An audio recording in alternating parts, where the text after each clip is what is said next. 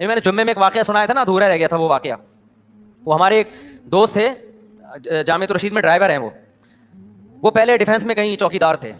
میں نے ان سے پوچھا یار آپ نے ڈیفینس میں چوکیداری کیوں چھوڑ دی؟ کہہ رہے ہیں یار ایسا واقعہ, وہ ہمارا کھوپڑی پٹھان تھا, وہ کہہ رہا ہمارا کھوپڑی گھوم گیا.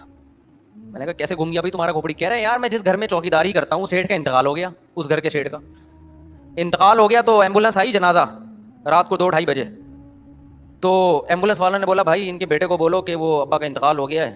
کہہ رہے انتقال ہاسپٹل میں ہوا, بچہ گیا نہیں وہاں.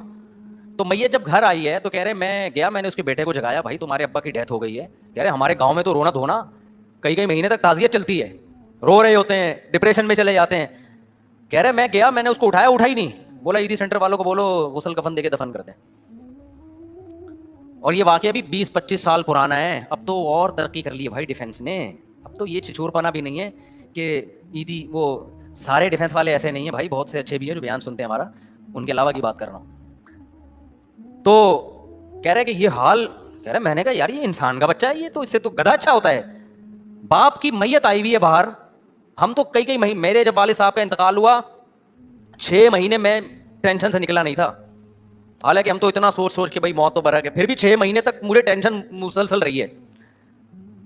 تو وہ کہہ رہے ہیں کہ یار یہ کیسا آدمی ہے بھائی؟ تو کہہ رہے ہیں میں نے کہا اس جگہ کو چھوڑو, ان لوگوں کو چھوڑو, ورنہ ہم بھی, ہمارا دل بھی پتھر ہو جائے گا. یہ تو نبی صلی اللہ علیہ وسلم قوم عاد اور قوم سمود کے آثار سے گزرتے تھے نا, تو منہ چھپا لیا کرتے تھے, کپڑا ڈھانپ لیا کرتے تھے تاکہ اس عذاب کو نہ دیکھیں.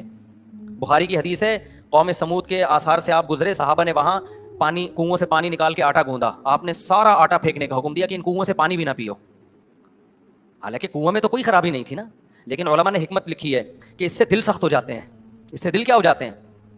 پتہ ہے بھائی قوم سمود تھی, اللہ کا قہر آیا اس کے اوپر, انہی کنووں سے آپ پی بھی رہے ہو اور آٹا بھی گوند رہے ہو, تو اللہ کے عذاب کی کا جو خوف ہے نا وہ آہستہ آہستہ کیا ہو جائے گا, کم ہو جائے گا. تو یہ حکمت تھی اس میں. تو ایسے علاقوں میں, علاقہ تو ڈیفینس میں تو ہر طرح کے لوگ ہیں, اچھے بھی برے لوگ بھی, لیکن ایسی جگہ چوکیداری کرنا جہاں اس طرح کے لوگ رہتے ہوں. تو ہمارا پٹھان دوست ہے, اس نے بولا یار ہم بھی, ہمارے بھی کہیں ایسا نہ ہو جائے, تھوڑے دن میں ہمیں بھی اپنے ابا کیا لگیں گے بھائی, بوجھ لگیں گے. ہم کہیں گے یار اس کے تو جنازہ باہر پڑا ہوا ہے, ابا نہیں آ رہا, اور ہم سارا دن ابا کے پاؤں دباتے رہتے ہیں. تو یا تو وہ بے وقوف ہیں یا ہم بے وقوف ہیں, تھوڑے دن میں ہو جاتا ہے انسان. اس نے کہا, ہم نے کہا چوکیداری چھوڑو, کسی مدرسے میں ڈرائیونگ کرو پھر جا کے. ایک دفعہ کیا ہوا, ایک بندے نے مجھے فون کیا کہ مجھے سونے کا مٹکا ملا ہے, خزانہ ملا ہے سونے سے, پتہ نہیں کہیں دفن خزانہ تھا. اچھا, اور اس میں اتنے خزانے وزانے نا, کیا اس کا شرعی حکم کیا ہے؟ تو میں نے اس کو شرعی حکم بتا دیا. اچھا, اس وقت میرے پاس بھی ایک مد تھی نا جہاں غربا مساکین تھے جن کو میں نے خرچ کرنا تھا, تو اس میں شریعت کا حکم ہے کہ کچھ فیصد صدقہ کرنا پڑتا ہے. ایسا کوئی اس میں یہ ہے کہ دارالحرب سے ملا ہے, دارالاسلام سے ملا ہے, یہ پوری ڈیٹیل ہے, میں ابھی آپ کو نہیں بتاؤں گا, ایسا نہ ہو کہ مٹکے وٹکے نکلنے شروع ہو جائیں آپ لوگ کے یہاں بھی تو لیکن نکلیں گے نہیں, یہ ذہن میں رکھنا.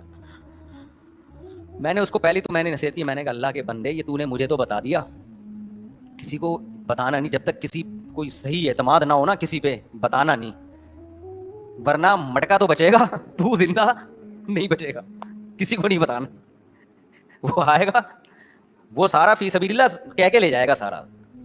تو مجھے خیال ہوا کہ یار جیسے ہوتا ہے نا چند فیصد صدقہ کرنا پڑتا ہے, تو میں نے پھر, میرے پاس بہت سارے غریب مسکین تھے لیکن میں نے نہیں اس کو بولا. میں نے کہا اس کے دماغ میں یہ بات آ جائے گی کہ مفتی صاحب کے دل میں کیا آ گئی ہے, لالچ آ گیا. لیکن میرے دل میں لالچ نہیں تھی, مجھے یہ تھا کہ کیونکہ ان لوگوں کو صحیح مد نہیں پتہ ہوتی, ادھر ادھر اڑا نہ دیں.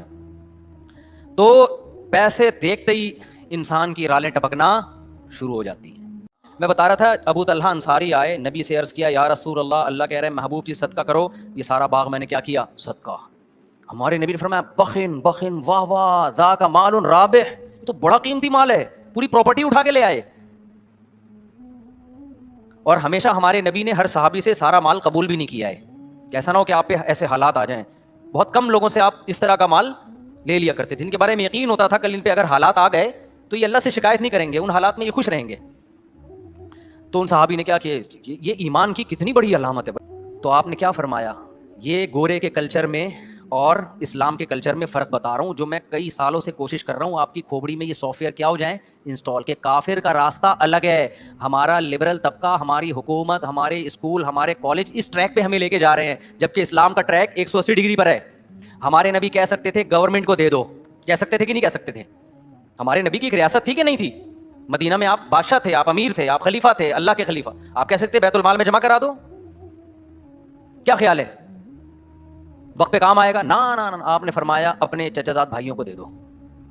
گورا کہے گا بولو نا, یورپ کی گورنمنٹ کہے گی اپنے چچا زاد بھائی کو دے دو, امریکہ کا صدر کہے گا, روس کا صدر کہے گا اپنے چچا زاد بھائی کو دے دے.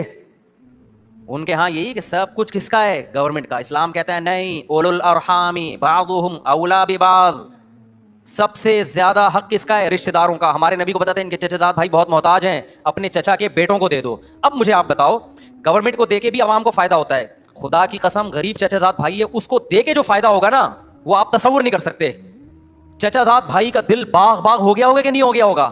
اس کے بعد کیا وہ چچا زاد بھائی ابو طلحہ انصاری کو کبھی بھوکا مرنے دیں گے؟ وہ جان پہ کھیل کے ان کو بچائیں گے. گورنمنٹ یہ کام نہیں کرتی ہے. جب اتنا بڑا دل انہوں نے ابو طلحہ انصاری نے اپنے چچا زاد بھائیوں کو پورا باغ دیا ہوگا, تو ان چچا زاد بھائیوں نے فری میں جب لیا ہوگا کہ یار ہماری غربت پہ اس نے اتنا خیال کیا ہمارا, تو آئندہ دیکھو ترغیب دینے سے پیسہ خرچ کرنے کا جذبہ پیدا نہیں ہوتا. جب تک خرچ کرتا ہوا دیکھو گے نہیں, جذبہ نہیں ہوتا. ہم نے اپنے بڑوں کو دیکھا ہے نا, جیسے ایسے اللہ کی راہ میں اڑاتے ہیں, تو ان کو دیکھ کے ہمارا بھی دل بڑا ہوتا ہے کہ یار ہمیں بھی چاہیے کہ ہم کیا کریں, خرچ کریں. تو ابو طلحہ انصاری کے بھائیوں نے, کیا آپ تصور کر سکتے ہیں ان کو کبھی بھوکا مرنے دیں گے؟ وہ ان کے موت کے بعد ان کی بیوہ کا بھی خیال کریں گے, ان کے بچوں کا بھی خیال کریں گے. تو اسلام کیا چاہتا ہے؟ انسانوں کا آپس میں ریلیشن مضبوط ہو. کفر چاہتا ہے انسانوں کا آپس میں ریلیشن جانوروں گدھے گھوڑوں جیسا ہو. انسانوں کا گورنمنٹ سے ریلیشن مضبوط ہونا چاہیے. جبکہ گورنمنٹ کوئی چیز, کوئی دل تھوڑی ہے گورنمنٹ کے پاس, کوئی احساسات ہوتے ہیں حکومت کے پاس, کوئی جذبات ہوتے ہیں. تو گورنمنٹ سے آپ کے تعلقات اچھے ہو کے گورنمنٹ بڑھاپے میں کیا آپ سے باتیں کرے گی, آپ کو لطیفے سنائے گی, آپ کو گلے لگائے گی, آپ کے دکھ درد میں شریک ہوگی, کچھ بھی نہیں سوائے پیسہ دے دے گی آپ کو ریٹائرمنٹ پہ.